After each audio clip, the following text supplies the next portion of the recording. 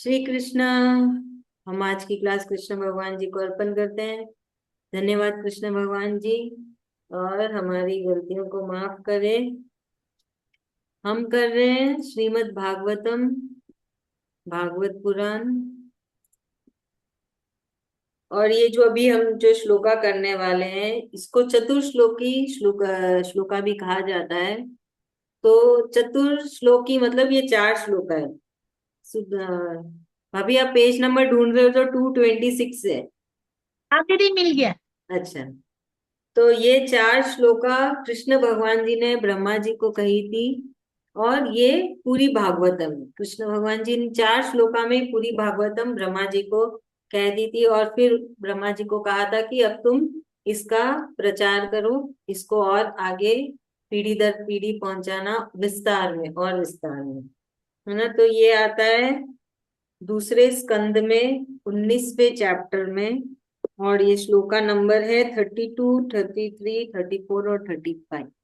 तो ये चतुर्श्लोकी श्लोक है। तो बोलते हैं कि ये जो 4 श्लोका भी अगर हम पढ़ लें तो वो पूरी भागवतम पढ़ने के बराबर है। तो पूरी भागवतम में 18,000 श्लोका है। तो वो सब किसने कही? वो सब कृष्ण भगवान जी के परम भक्तों ने कही, जहाँ पे ब्रह्मा जी भी आते हैं, नारद जी आते हैं, सुखदेव जी आते हैं, है ना। सब कृष्ण भगवान जी के परम परम भक्त आते हैं सब, जो भागवतम कहते हैं। मतलब कृष्ण भगवान जी के बारे में ही बताते हैं, कैसे हैं उनकी लीलाएं, उनकी स्तुति गाते हैं, उनकी वंदना करते हैं।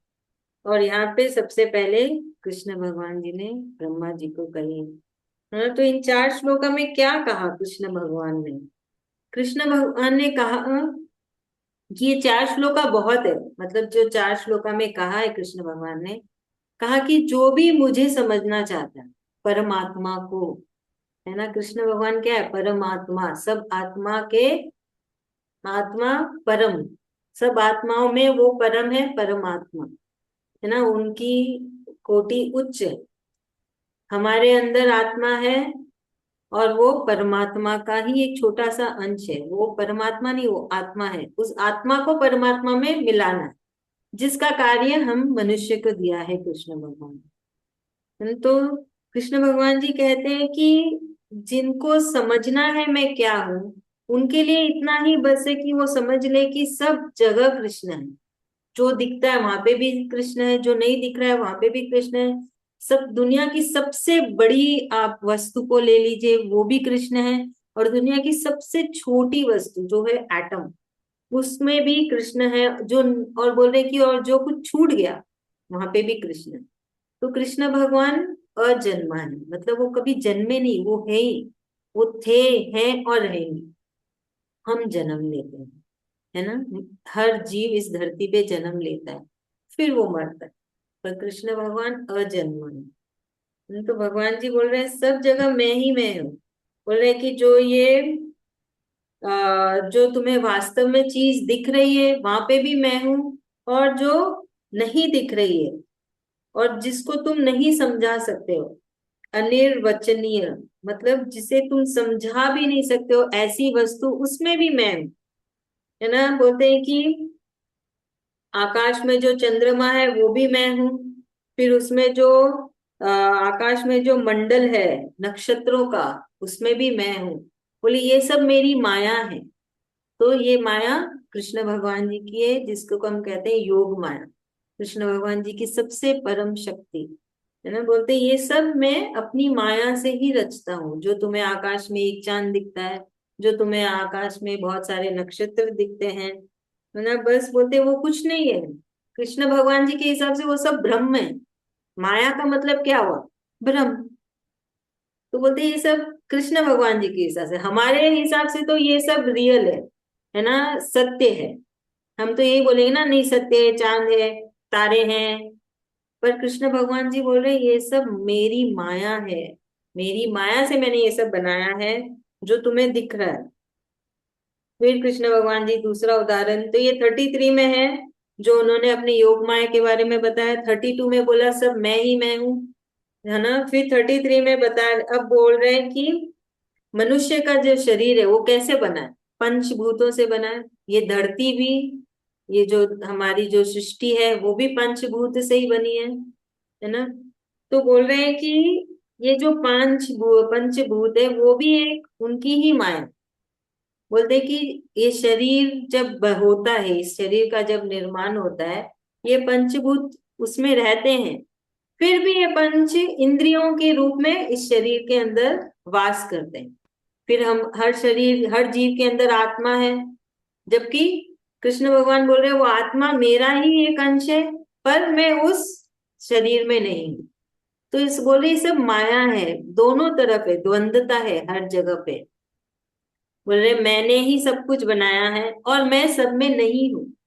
उनका कहने का तात्पर्य ये है ना। जैसे वो क्या आया उनमें, वो वाला अहंकार वाली चीज नहीं आई ना। अभी हम तो मनुष्य, हम क्या बोलते हैं, ये मेरा परिवार है, ये मेरे बच्चे हैं, है ना, ये मैंने किया है। हम तो, हम में तो अहंकार आ जाता है, मैं आ जाता है। पर यहाँ कृष्ण भगवान जी वही बता रहे कि सब कुछ मैंने बनाया है, सब में मैं ही हूँ, पर फिर भी मैं नहीं हूँ। और ये सब मेरे योग माया के जरिए है। और इसका तात्पर्य यह है कि कृष्ण भगवान जी वो अहंकार नहीं ले रहे कि मैंने बनाया, है ना, और ना वो सबसे जुड़े हुए हैं। उन्होंने बनाया वो सबका ध्यान रख रहे हैं, पर किसी से भी जुड़े हुए नहीं है, लगाव नहीं किया, मोह नहीं किया किसी से, है। तो बोल रहे हैं कि सब कुछ मेरे से ही आया है। होते तो इसके लिए यहाँ पे पंचभूत का उन्होंने उदाहरण दिया है। बोलते कि सारे पंचभूत हर एक जीव में है, पर फिर भी वो पांच इंद्रियां अंदर जाती है उन पंचभूत में स्थिर होने के लिए। वैसे ही आत्मा भी है, फिर भी कृष्ण भगवान जी परमात्मा के रूप में है ना। फिर बोल रहे हैं कि मनुष्य ये जो तो दृष्टि से दिखता है वो नहीं है, वो कृष्ण भगवान जी के हिसाब से। हमारे लिए तो जो दिखता है वो ही सही है, पर कृष्ण भगवान जी बोल रहे हैं जो नहीं दिखता है वो ही है। तो क्या नहीं दिखता है, कृष्ण नहीं दिखते हैं, वो ही सत्य है। जो दिख रहा है वो ब्रह्म है, वो माया है ना। कृष्ण भगवान जी यही बोल रहे हैं। धन्यवाद है कृष्ण भगवान का। तो कृष्ण भगवान जी बोल रहे हैं सृष्टि, ये दृष्टि से जो भी दिख रहा है वो सब माया ही है ना। फिर बोल रहे हैं कि ये ब्रह्म नहीं है, ये ब्रह्म नहीं है। क्या ब्रह्म नहीं है? कि कृष्ण सत्य है, कृष्ण ही सत्य है ना। ये ब्रह्म नहीं है क्योंकि कृष्ण भगवान दिखते नहीं है ना। तो फिर बहुत मुश्किल है ना वो स्वीकारना कि कृष्ण है। तो सब बोलेंगे तो ब्रह्म है। तो इस पे बोल रहे कृष्ण भगवान की ब्रह्म नहीं है, वही है सत्य, जो वो दिख नहीं रहे, है ना। क्योंकि अभी उन्होंने वो पंचभूतों को धारण नहीं किया हुआ है, और पंच इंद्रियां उनके, तो पंचभूत होने से ही एक रूप धारण होता है। जैसे धरती भी पंचभूतों से ही बनी है। यहाँ पे जितने भी जीव है इस ब्रह्मांड में, सबका जो निर्माण हुआ है वो पंचभूत के जरिए ही हुआ है। आप समझ रहे हैं? ये जो पंचभूत क्या है, धरती, जल, वायु, आकाश, अग्नि, है ना, इन पांचों के जरिए ही सारा एक आकार बनता है। तो कृष्ण भगवान जी बोल रहे हैं कि जो ये तुम देख रहे हो वो माया है ना। तो कृष्ण भगवान जी इस प्रकार पद्धति से नियम, और ये ब्रह्म है, ये ब्रह्म है, इन अन्वय पद्धति से यही सिद्ध होता है। तो कृष्ण भगवान जी बोल रहे सारे नियमों से और सर्वरूप भगवान की सर्वदा और सर्वत्र स्थित है, और यही वास्तविक तत्व है ना। जो आत्मा अथवा परमात्मा तत्व जानना चाहते हैं, तो यही कृष्ण भगवान जी बोल रहे जो भी आत्मा और परमात्मा को जानना चाहते हैं उनके लिए इतना ही बहुत है, अगर वो स्वीकारे तो ये चीज हमको कृष्ण भगवान जी ने भगवत गीता में भी बहुत विस्तार से सिखाई थी, एक एक करके। अच्छा, ऐसे एक साथ नहीं बोला था उन्होंने, पहले हमको समझाया, कॉन्फिडेंस में लिया, है कि नहीं, कितने अच्छे से हमको अपने अपना मतलब उनमें विश्वास दिलाया। भगवत गीता क्या है? भगवत गीता कृष्ण भगवान जी इतने अच्छे से बोले हैं कि अगर कोई एक एक करके आराम से उसको समझे, तो इतना अटूट विश्वास आ जाएगा कृष्ण भगवान पे कि कुछ भी हो जाए वो विश्वास टूटेगा ही नहीं। इसलिए हम पहले भगवत गीता पढ़ते हैं फिर भागवतम पढ़ते हैं, क्योंकि अभी तक पूरा विश्वास आ गया कृष्ण भगवान पे। तो ये जो 4 श्लोका है वो सुनने पे भी हमको यकीन आता है कि हाँ, कृष्ण ही सब कुछ है ना, वही करता है, वही करते हैं, और वही है सब कुछ। तो अब वो बोल रहे हैं कृष्ण भगवान जी ब्रह्मा जी को कि जैसे ब्रह्मा जी ने अविचल समाधि की थी, है ना, मतलब विचलित नहीं हुए थे ब्रह्मा जी जब समाधि किए थे, जब उन्होंने कृष्ण भगवान जी पे ध्यान लगाया था। तो बोलते हैं कि अविचल समाधि के द्वारा तुम अब आगे, है ना, सृष्टि का निर्माण करो, है ना। और जो हर कल्प के बाद, मतलब सिर्फ ये एक कल्प नहीं, बहुत सारे कल्प में ब्रह्मा जी को सृष्टि का निर्माण करना है। तो कृष्ण भगवान जी बोल रहे हैं कि तुम्हारी इस अविचल समाधि से तुम कभी भी इस मोह में नहीं फंसोगे। कौन सी मोह? ब्रह्मा जी इतना बड़ा निर्माण करने वाले हैं, कल्प, हर कल्प, कल्प मतलब 4 युग, है ना, इसका कैलकुलेशन भी आएगा आगे।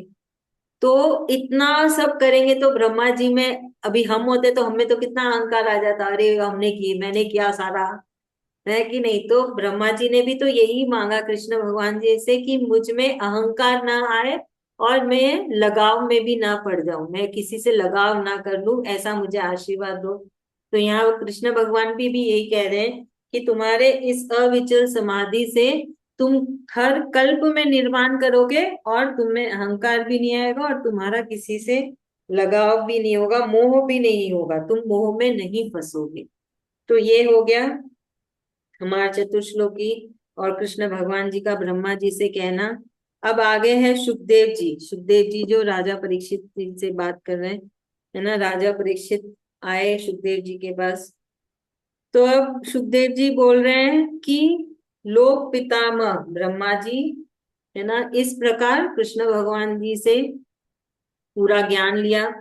तो कृष्ण भगवान जो अजन्मा है वो ये ज्ञान देते दिए और देखते ही देखते वो गायब हो गए, है ना। तो फिर ब्रह्मा जी ने देखा कि भगवान तो चले गए, तो उन्होंने हाथ जोड़ के कृष्ण भगवान को प्रणाम किया, और फिर वो अपनी कल्प की सृष्टि में लग गए, जो उनका कार्य है ना, ब्रह्मा जी बनाना शुरू कर दिए।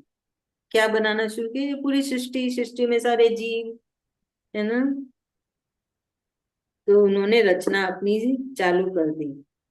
फिर एक बार धर्मपति प्रजापति ब्रह्मा जी, है ना, अभी ब्रह्मा जी की क्या चाह है, यहाँ पे ये बता रहे हैं कि ब्रह्मा जी को बोला है धर्मपति और प्रजापति, उनकी चाह थी कि वो सारी जनता का कल्याण हो, है ना। इसमें उन्होंने अपना स्वार्थ देखा, उस स्वार्थ से उन्होंने विधि पूर्वक सारे नियमों को धारण करके सृष्टि का निर्माण चालू किया।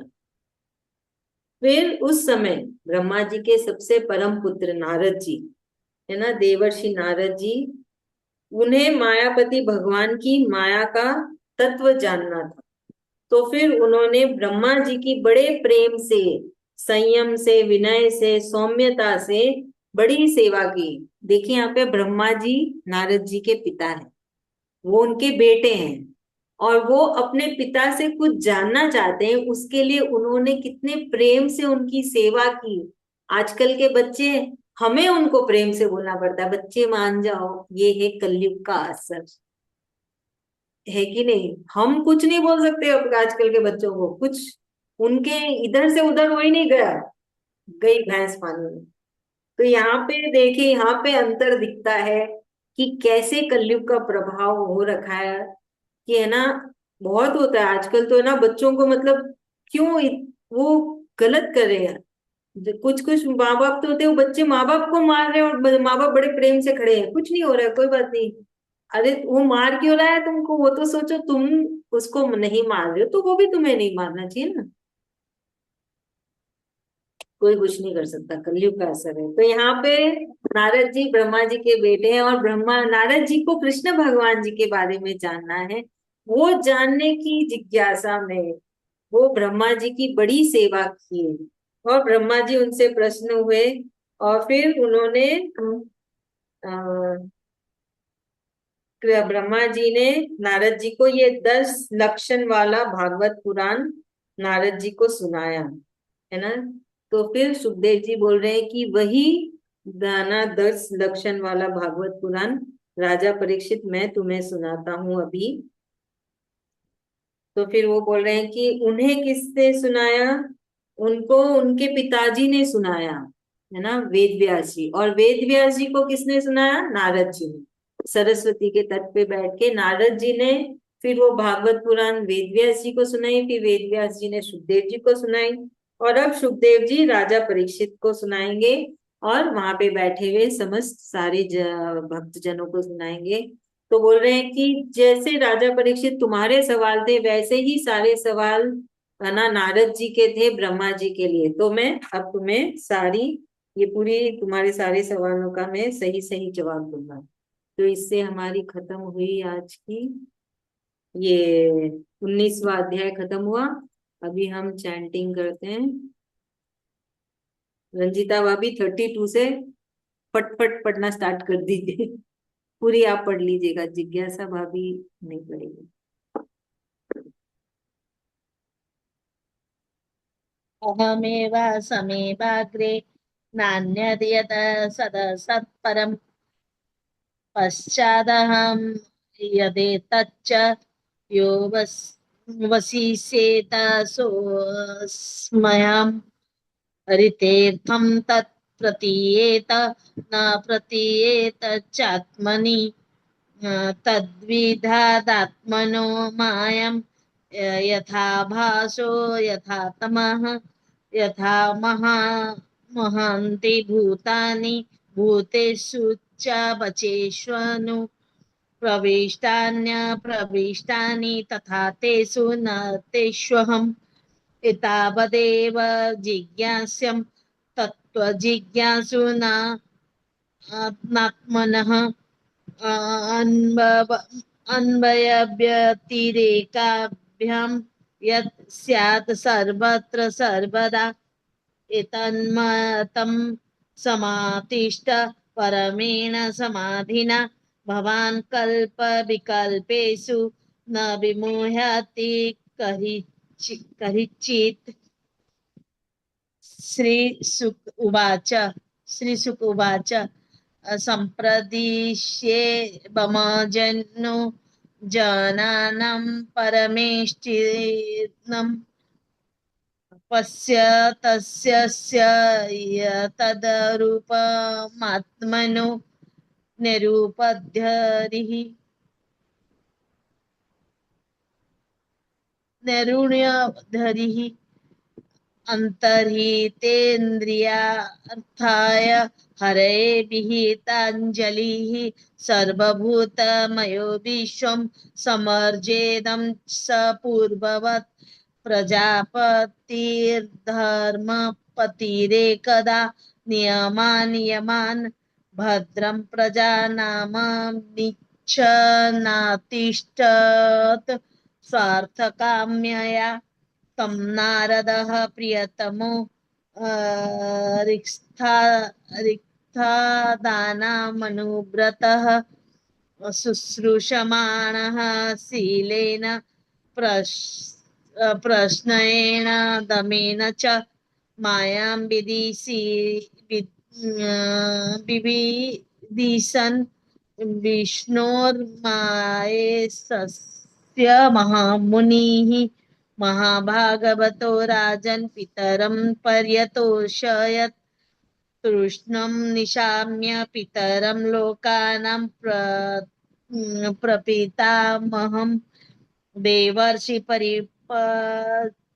परिपप्रच्छ भवान् यन्मानुपृच्छति तस्मादं भागवतं पुराणं दशलक्षणं प्रोक्तं भागवता प्राह प्रीतः पुत्राय भूतकृत् नारदः प्राह मुनये सरस्वत्यास्तटे नृप ध्यायते ब्रह्म परमं व्यासायामि तत्तेजसे यदुताहं त्वया पृष्टो वैराजात् पुरुषादिदं यथा तदुपाख्यास्ये प्रश्नानन्यांश्च कृष्णसः इति भगवते महापुराणे परमहंस्यां संहितायां द्वितीयस्कन्धे नवमोऽध्यायः। हरि ओं तत्सत्, हरि ओं तत्सत्, हरि ओं तत्सत्। धन्यवाद कृष्ण भगवान जी का। भूल की गलती माफ करें, के लिए बहुत बहुत धन्यवाद। तो ये चतुर्श्लोकी श्लोका रोज आप एक बार पढ़ लीजिए, 4 ही श्लोका है, तो ये आपका पूरा भागवत पढ़ने के बराबर हो जाएगा। मतलब भागवत पढ़ने का पुण्य इसमें मिल जाता है ना। ये 4 श्लोका का, 4 श्लोका पढ़ने से, जो कृष्ण भगवान जी ने ही कही ब्रह्मा जी को सबसे पहले, है ना। तो अभी तक निर्माण चालू नहीं हुआ है, ब्रह्मा जी ने चालू नहीं किया निर्माण, वो तो तपस्या ही किए। तो इसलिए तब है ना, इतनी ही थी। तो अभी फिर निर्माण होता है, तो उनकी कहानी आती है कि ब्रह्मा जी ने कैसे निर्माण किया। तो फिर इसलिए भागवत फिर बढ़ती ही चली जाती है ना। वो उसमें फिर ऐड होता रहता है ना कि क्या क्या किया, किस किस भगवान ने कैसे कैसे किया, इसलिए इतनी बड़ी हो गई। और शुरू में सिर्फ इतनी ही थी, छोटी सी 4 श्लोका जितनी। तो ये हो गया हमारा। चलिए अगली क्लास हमारी गुरुवार को है ना, अगली क्लास। तो जरूर से आना सभी कोई। हाँ, गुरुवार को है अगली क्लास, 2:30 बजे। चलिए बहुत अच्छा, धन्यवाद है कृष्ण भगवान जी का भी। भाभी और एक बार पढ़ेंगे 4 श्लोका, तो आपकी प्रैक्टिस हो जाएगी। अनम्यूट करिए।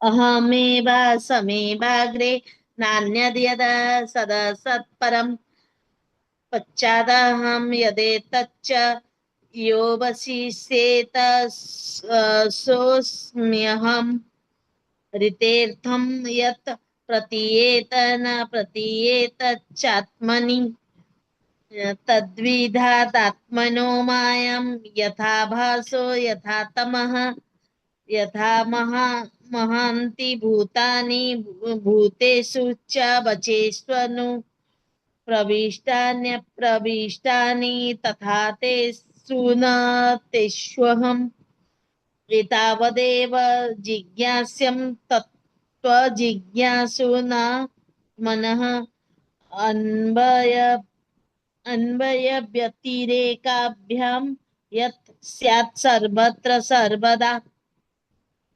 बहुत अच्छे, हो गया, बहुत अच्छा हुआ। यहाँ पे है ना 33 श्लोका में सेकेंड लाइन, फर्स्ट वाला फिर से पढ़िए। ऋते 33। ऋतेर्थं यत् प्रतीयेत न प्रतीयेत चात्मनि हाँ फिर। तद्विधादात्मनो मायां यथा भासो यथा तमः। हाँ देखिए, यहाँ पे शुरू में तद विद्या, है ना। तद वी, तद विद्या, द और य साथ में, तद विद्या दात्मनु। तद्विध्यादात्मनो। हाँ, है ना। ठीक है, बाकी सब तो बहुत अच्छा है। चलो अच्छा है, धन्यवाद है कृष्ण भगवान का, सब अच्छे से। तो है ना, इस पेपर को देखिए फोल्ड कर लीजिए। मैंने तो ऐसे ही हाँ किया है। कर रखी हूँ। हाँ, पेपर को वही फोल्ड कर कर दिया, रखी मार्क कर दिया, क्योंकि हम भूल जाते हैं ना फिर। हूँ। मोबाइल में 4 श्लोकों का फोटो ले लूंगी, हाँ, वो भी कर तो सकते। जब पूजा करने के टाइम पर मोबाइल से देख के कर लेंगे। हाँ, वो भी अच्छा आइडिया है, मोबाइल में फोटो ले लेना। चलिए बहुत अच्छा, अभी हमारी लाइन कटने वाली है। बहुत बहुत धन्यवाद आप सबका, और कृष्ण भगवान जी का भी। और कृष्ण भगवान हमारी गलतियों को माफ करे, हमको इतना आशीर्वाद दे कि हम भागवतम पढ़ें, उन्हें याद करें, उनकी भक्ति करें। धन्यवाद। श्री कृष्ण। हम फिर मिलेंगे। श्री कृष्ण। श्री कृष्ण। श्री कृष्ण। जिज्ञासा भाभी।